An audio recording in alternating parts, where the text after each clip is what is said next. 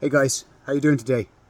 So what I'm going to do is go into another one of my favorite sayings at class, which is basically in combat, the two hardest things are firstly to locate the enemy, and secondly to extract a casualty under fire.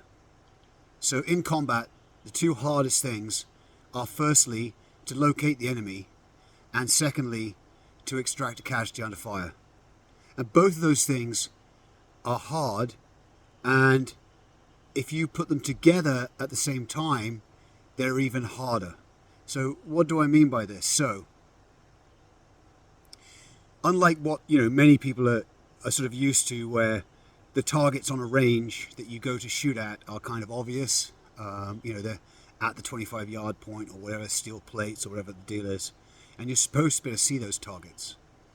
Well, in a real situation, the enemy is trying not to be seen and is going to use camouflage and concealment as best as possible.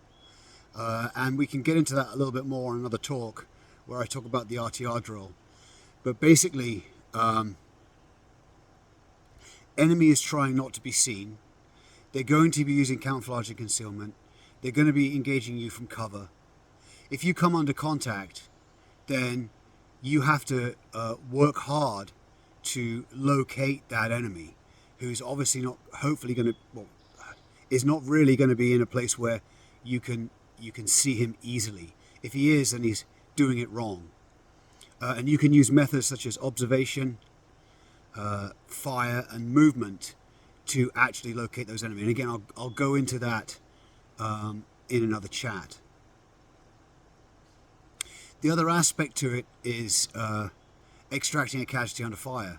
So let's say you do come under fire from an enemy, and let's say you do take a casualty, either immediately or sort of shortly afterwards as you're running to cover, and someone gets hit and goes down, then not only do you have an enemy that at that point is unlocated, but then you've got a casualty. And then that has lots of effects in terms of having a casualty.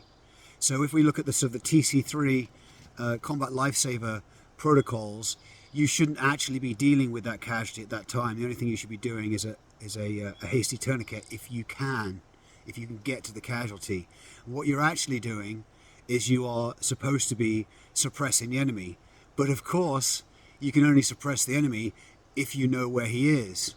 So you're sort of working hard to locate the enemy, to get a target indication onto where the enemy is, and then hopefully generate some accurate suppressive fire, which will, the effect of that accurate suppressive fire is going to be able to give you, is going to give you the opportunity to do some movement, which is the purpose of it.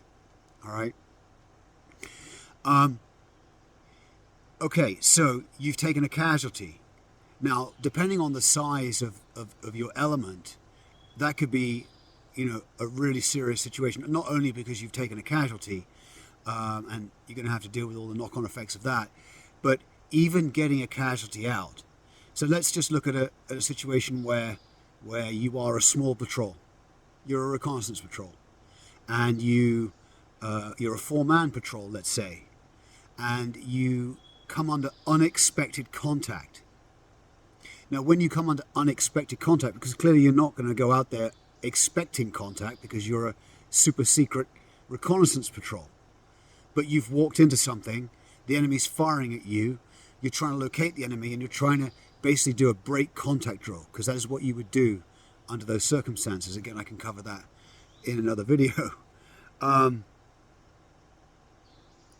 you've taken one casualty, which leaves 3 people at this time. Now, if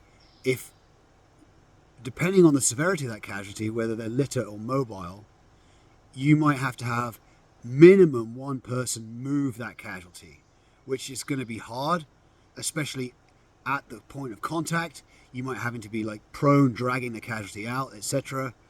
You've got 2 guys who can attempt to do suppressive fire. That's all you've got.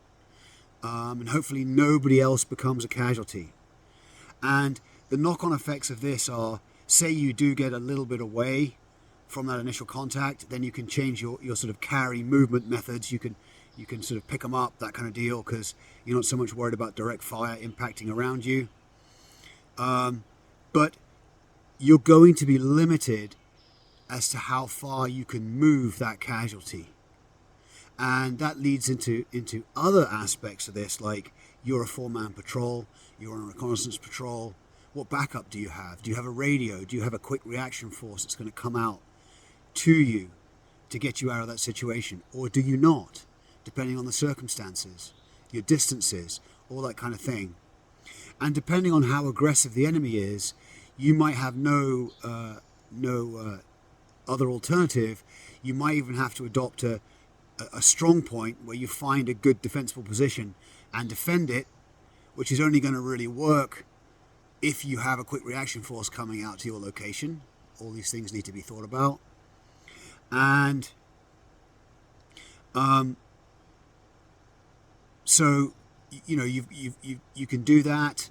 The other alternative would be to leave the casualty, and that's another whole aspect, depending on the nature of the casualty, and also what resistance to interrogation methods they may or may not have been trained in, etc. This is a long kind of conversation, longer than I want to go into on this sort of brief video this morning. Okay, if you're interested in some of this stuff, and because I said all this just based on that saying that when in contact with the enemy, the two hardest things to do are to locate the enemy and extract a casualty under fire. I have my tactical manual available. It's available off Amazon. The tactical manual, Small Unit Tactics by Max Alexander, or Max Velocity Tactical. You can find it on Amazon. Okay, and it's got all this kind of stuff in it. Okay. All right, I think I've spoken for long enough. Thanks very much. Catch you next time.